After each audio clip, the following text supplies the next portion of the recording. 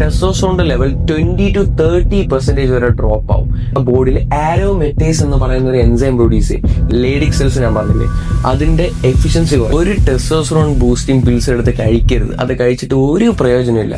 Testosterone, the male hormone, muscle building, muscle recovery, strength, confidence എല്ലാം തരുന്ന ultimate hormone. So ഇതിന്റെ level എങ്ങനെ നമുക്ക് നാച്ചുറലി ബൂസ്റ്റ് ചെയ്യാൻ പറ്റും? ഈ ഒരു ടോപ്പിക്കിന് എത്രമാത്രം ഇമ്പോർട്ടൻസ് ഉണ്ടെന്ന് അറിയാവോ? ഞാൻ പറഞ്ഞുതരാം. Currently in the world, overall 40% of the men are having low testosterone level. And ഇനി നമ്മൾ ഇന്ത്യയുടെ കേസ് എടുത്ത് നോക്കുവാണെങ്കിൽ 30% of the males are having low testosterone level. So എല്ലാവരും നിങ്ങളടുത്ത് പറയും അത് ചെയ്താൽ ടെസ്റ്റോസ്റ്ററോൺ ലെവൽ കൂടും, അല്ലെങ്കിൽ ഇത് ചെയ്താൽ മതി ടെസ്റ്റോസ്റ്ററോൺ ലെവൽ കൂടും. അപ്പൊ ഏതാണ് കറക്റ്റ് മെത്തേഡ്? സയന്റിഫിക് രീതിയിൽ ആൻഡ് മെഡിക്കൽ ലെവൽ നോളജ് വെച്ചിട്ട് ഏറ്റവും ബെസ്റ്റ് മെത്തേഡ്സ് ഏതാണെന്ന് ഞാൻ നിങ്ങൾക്ക് പറഞ്ഞുതരാം. സോ ഇന്നത്തെ ജനറേഷനിൽ ടെസ്റ്റോസ്റ്ററോണിന്റെ ലെവൽ കുറയാനുള്ള മേജർ റീസൺസ് എന്തൊക്കെയാണെന്ന് നമുക്ക് നോക്കാം. So the first thing is long term consumption of sugar and refined carbs. So sugar എന്ന് വെച്ചാൽ എന്താണെന്ന് അറിയാലോ, നമ്മൾ വീട്ടിൽ യൂസ് ചെയ്യുന്ന ടേബിൾ ഷുഗർ. റിഫൈൻഡ് കാർബ്സ് എന്താണെന്ന് വെച്ച് കഴിഞ്ഞാൽ കാർബോഹൈഡ്രേറ്റ് നമുക്കറിയാലോ.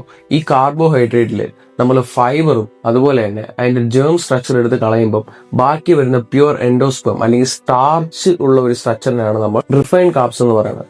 സോ അതിൽ പ്രത്യേകിച്ച് വൈറ്റമിൻസ് കാണത്തില്ല, ഫൈബർ ഒന്നും കാണത്തില്ല. സോ അതുകൊണ്ട് തന്നെ ഒരു completely waste source of carbohydrate ആയിരിക്കും. സോ ഇതിന്റെ മെയിൻ പ്രോബ്ലം എന്ന് വെച്ച് കഴിഞ്ഞാൽ ഇത് രണ്ടും നിങ്ങൾ കൺസ്യൂം ചെയ്യുമ്പോൾ നമുക്കറിയാം ഈ ഷുഗറിൽ എന്താ മെയിൻലി ഉള്ളത്? ഗ്ലൂക്കോസ്. സോ ഷുഗറും കാർബോഹൈഡ്രേറ്റും നമ്മുടെ ബോഡിയിൽ പെട്ടെന്ന് പോകുമ്പോൾ നമ്മളെ ബ്ലഡിൽ ഗ്ലൂക്കോസിന്റെ അളവ് കൂടും. സോ ഗ്ലൂക്കോസിന്റെ അളവ് കൂടി കഴിഞ്ഞാൽ എന്ത് ചെയ്യും? നമ്മളെ ബോഡി അത് കുറയ്ക്കാൻ നോക്കും. അതിനുവേണ്ടി നമ്മളെ ബോഡി ഇൻസുലിൻ റിലീസ് ചെയ്യും. സോ ഈ ഒരു പ്രോസസ്സിൽ ടെസ്റ്റോസ്റ്ററോൺ ലെവൽ കുറയോ? നമുക്ക് നോക്കാം. റീസെന്റ് ആയിട്ട് ഒരു കേസ് സ്റ്റഡി പറയുന്നത് വെച്ച് കഴിഞ്ഞാൽ 1 hour നിങ്ങൾ ഹൈ ഷുഗർ അല്ലെങ്കിൽ റിഫൈൻഡ് കാർബ്സ് ആയ എന്തെങ്കിലും ഒരു സോഴ്സ് കൊടുക്കുകയാണെങ്കിൽ ടെസ്റ്റോസ്റ്ററോണിന്റെ ലെവൽ 20-30% വരെ ഡ്രോപ്പ് ആവും. ഇതൊരു അക്യൂട്ട് കണ്ടീഷൻ അല്ലെങ്കിൽ ഷോർട്ട് ടേം കണ്ടീഷൻ ആണ്. ബോഡി അത് പെട്ടെന്ന് ടാക്കിൾ ചെയ്തിട്ട് പഴയ ടെസ്റ്റോസ്റ്ററോൺ ലെവൽ തിരിച്ചു കൊണ്ടുവരും. പക്ഷേ that is not same in the case of long term consumption of sugar or refined carbs. നിങ്ങൾക്കറിയാം ഗ്ലൂക്കോസ് റിലീസ് ചെയ്താൽ നമ്മളെ ബോഡി ഇൻസുലിൻ റിലീസ് ചെയ്ത് ഗ്ലൂക്കോസിന്റെ അളവ് കുറയ്ക്കും. ലോങ് ടേമിൽ പോകുമ്പോൾ നമ്മളെ ബോഡിയിലെ ഇൻസുലിൻ പ്രോപ്പർ ആയിട്ട് ആക്ട് ചെയ്യത്തില്ല. ദാറ്റ് ഈസ് ഇൻസുലിൻ റെസിസ്റ്റൻസ് എന്നൊരു കണ്ടീഷൻ വരും. ഇൻസുലിന്റെ മെയിൻ ഫംഗ്ഷൻ വേറെ ഒന്നുമില്ല, നമ്മളെ ബോഡിയിൽ ഗ്ലൂക്കോസിന്റെ അളവ് കൂടുമ്പോൾ ഇൻസുലിൻ ഗ്ലൂക്കോസിനെ നമ്മളെ ബ്ലഡിൽ നിന്ന് നമ്മളെ മസിൽസിലോട്ടും അതുപോലെ ടിഷ്യൂസിലോട്ടും ട്രാൻസ്ഫർ ചെയ്ത് വിടും.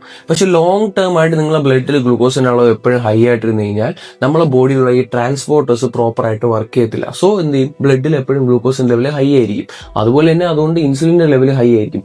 ഇൻസുലിന്റെ ലെവൽ ഹൈ ആയി കഴിഞ്ഞാൽ ടെസ്റ്റോസ്റ്ററോണിന്റെ പ്രൊഡക്ഷൻ കുറയും. സോ അത് എങ്ങനെയാണെന്ന് വെച്ച് കഴിഞ്ഞാൽ നമ്മളെ ബോഡിയിൽ ആരോമെറ്റേസ് എന്ന് പറയുന്ന ഒരു എൻസൈം പ്രൊഡ്യൂസ് ചെയ്യും.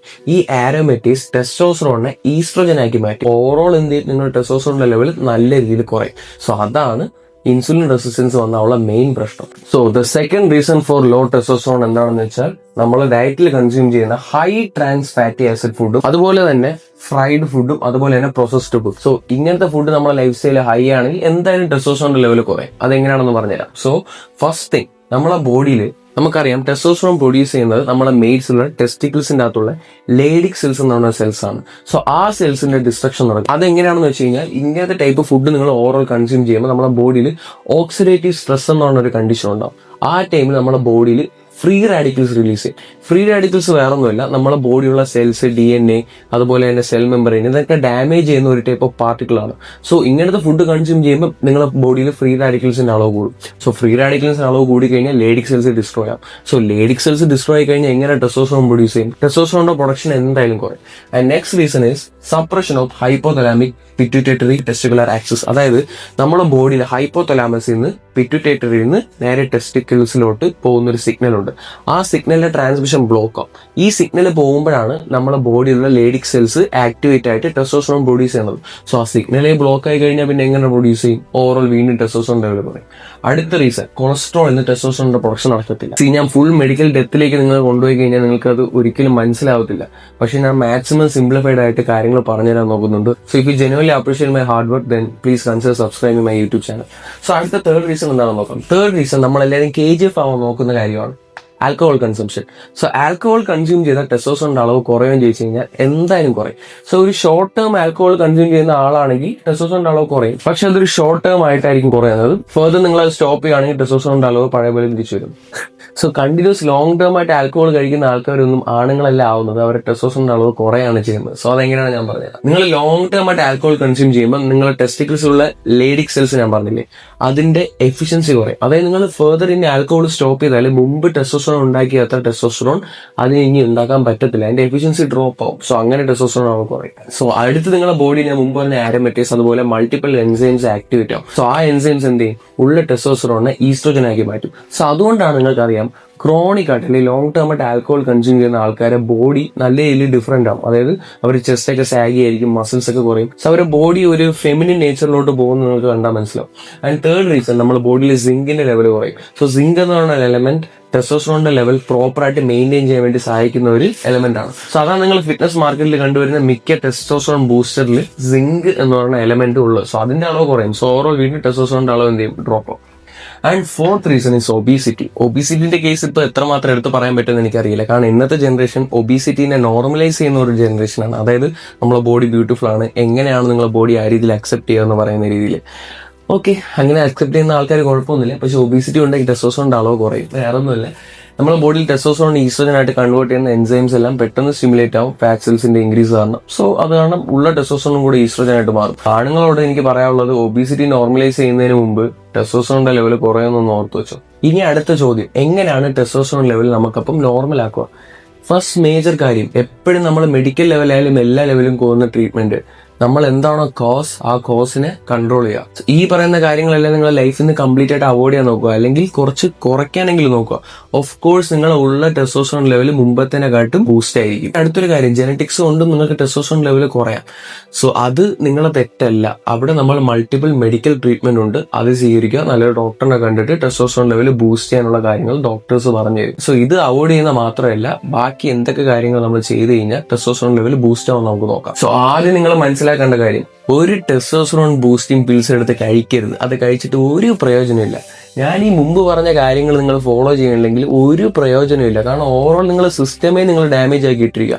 പിന്നെ ഇനി പുറത്തു നിന്ന് കുറെ ടെസ്റ്റോസ്റ്ററോൺ കൊടുത്താലും അതിനെ നമ്മളെ ബോഡി ഈസ്ട്രോജൻ ആക്കി മാറ്റത്തേ ഉള്ളൂ. സോ വേസ്റ്റ് ആണ്. ആദ്യം ലൈഫ് സ്റ്റൈലിൽ ഈ കാര്യങ്ങളൊക്കെ മാറ്റാൻ നോക്കുക. എന്നിട്ട് ടെസ്റ്റോസ്റ്ററോൺ ബൂസ്റ്റിംഗ് പിൽസ് അങ്ങനത്തെ കുറെ സപ്ലിമെന്റ് ചെയ്തിട്ട് സപ്ലിമെന്റ് കഴിച്ചുകൊണ്ട് ടെസ്റ്റോസ്റ്ററോൺ ബൂസ്റ്റ് ചെയ്ത് നോക്കുക. രണ്ടാമത്തെ കാര്യം, പ്രോപ്പർ സ്ലീപ്പ്. മസ്റ്റ് എന്ന് വെച്ചാൽ മസ്റ്റാണ്. അതൊരു ഫിറ്റ്നസ് ലൈഫ് സ്റ്റൈൽ ഫോളോ ചെയ്യുന്ന ഒരാളാണെങ്കിൽ, അല്ലെങ്കിൽ ഒരു ഹെൽത്തി ലൈഫ് സ്റ്റൈൽ ജീവിക്കണം എന്ന ആഗ്രഹമുള്ള ഒരാളാണെങ്കിൽ നിങ്ങളെ സ്ലീപ്പ് പ്രോപ്പർ ആക്കുക. അതിന്റെ ഇമ്പോർട്ടൻസ് എനിക്ക് നല്ല രീതിയിൽ അറിയാം. ഞാൻ എൻ്റെ ചാനൽ തുടങ്ങിയപ്പോൾ തന്നെ ഫസ്റ്റ് വീഡിയോ സ്ലീപ്പിനെ പറ്റിയായിരുന്നു ചെയ്തിട്ടുള്ളത്. സോ അതിനെപ്പറ്റി ഡീറ്റെയിൽ ആയിട്ട് പഠിക്കണമെങ്കിൽ ഞാൻ അവിടെ പറഞ്ഞിട്ടുണ്ട്. ആൻഡ് അടുത്ത കാര്യം, meditation and less stress. So maximum meditate ചെയ്യുക, അല്ലെങ്കിൽ സ്ട്രെസ് കുറയ്ക്കുക. എവിടെയാണോ നിങ്ങൾക്ക് ഒരു ഹാപ്പിനെസ് കിട്ടണം, ആ ഒരു കാര്യങ്ങൾ ലൈഫിൽ കൂടുതൽ ചെയ്യാൻ നോക്കുക. ഇത് രണ്ടും ചെയ്യുവാണെങ്കിൽ നിങ്ങളുടെ ബോഡിയിൽ കോർട്ടിസോളിന്റെ അളവ് കുറയും. ഈ കോർട്ടിസോൾ എന്ന് പറയുന്നത് സ്ട്രെസ് ഹോർമോൺ. അതായത് സ്ട്രെസ് കൂടുമ്പോൾ നമ്മുടെ ബോഡിയിൽ ഉൽപ്പാദിപ്പിക്കുന്ന ഒരു ഹോർമോണാണ് കോർട്ടിസോൾ. സോ കോർട്ടിസോളിന്റെ അളവ് കൂടിക്കഴിഞ്ഞാൽ നമ്മുടെ ബോഡിയിൽ ടെസ്റ്റോസ്റ്ററോണിന്റെ അളവ് കുറഞ്ഞിരിക്കും. സോ അത് കൂട്ടാതിരിക്കാൻ നോക്കുക. Now increasing total daily energy expenditure. അതായത് ഡെയിലി ലൈഫിൽ നിങ്ങൾ വാക്കിംഗ്, റണ്ണിങ് അല്ലെങ്കിൽ ആക്ടിവിറ്റീസ് കുറച്ചും കൂടെ കൂട്ടാൻ നോക്കുക. സോ ഓവറോൾ നിങ്ങൾ കുറച്ചും കൂടെ ഒരു സെഡൻഡറി ലൈഫിൽ നിന്ന് മാറി നിൽക്കുക. അങ്ങനെ നിങ്ങൾ കുറച്ചും കൂടെ ടെസ്റ്റോസ്റ്ററോൺ ലെവൽ ബൂസ്റ്റ് ചെയ്യാൻ നോക്കും. ഇനി ഏറ്റവും best method of boosting testosterone, ഈ പറയുന്ന കാര്യങ്ങളെല്ലാം അവോയ്ഡ് ചെയ്തതിന് പുറമെ എന്താണ് ചോദിക്കുകയാണെങ്കിൽ എക്സസൈസ്. പോയി വർക്കൗട്ട് ചെയ്യുക. അതിൻ്റെ അത്ര ബെസ്റ്റ് സപ്ലിമെന്റ് വേറെ ഒന്നുമില്ല. വർക്കൗട്ട് ചെയ്യുക. ആൻഡ് വീഡിയോ നിങ്ങൾക്ക് ഇഷ്ടപ്പെട്ട് കഴിഞ്ഞാൽ ലൈക്ക് ചെയ്യുക, ആൻഡ് ചാനൽ സബ്സ്ക്രൈബ് ചെയ്യാൻ മറക്കണ്ട. സോ നമുക്ക് എത്രയും പെട്ടെന്ന് അടുത്ത ടോപ്പിക്കിൽ വീണ്ടും കാണാം. ആൻഡ് നിങ്ങൾക്ക് എന്തെങ്കിലും ടോപ്പിക്ക് എൻ്റെ സൈഡിൽ നിന്ന് ഫ്രീ ആയിട്ട് വേണമെങ്കിൽ കമന്റ് ചെയ്യുക, അല്ലെങ്കിൽ ഇൻസ്റ്റയിൽ പേഴ്സണലി DM ചെയ്താൽ മതി. അതിനെപ്പറ്റി വീഡിയോ ഞാൻ എന്തായാലും റെക്കോർഡ് ചെയ്യുന്നതായിരിക്കും. ആൻഡ് ചാനൽ എന്തെങ്കിലും ഇമ്പ്രൂവ് ചെയ്യാൻ സജഷൻസ് ഉണ്ടെങ്കിൽ feel free to talk to me. ഇൻസ്റ്റാഗ്രാമിൽ DM ചെയ്യുക, അല്ലെങ്കിൽ കമന്റ് ഇട്ടാലും മതി, ഞാൻ അതും ചെക്ക് ചെയ്യാം. സോ നമുക്ക് അടുത്ത വീഡിയോയിൽ കാണുന്നവരെ സ്റ്റെന്തോസ്കോപ്പ്. Let's go.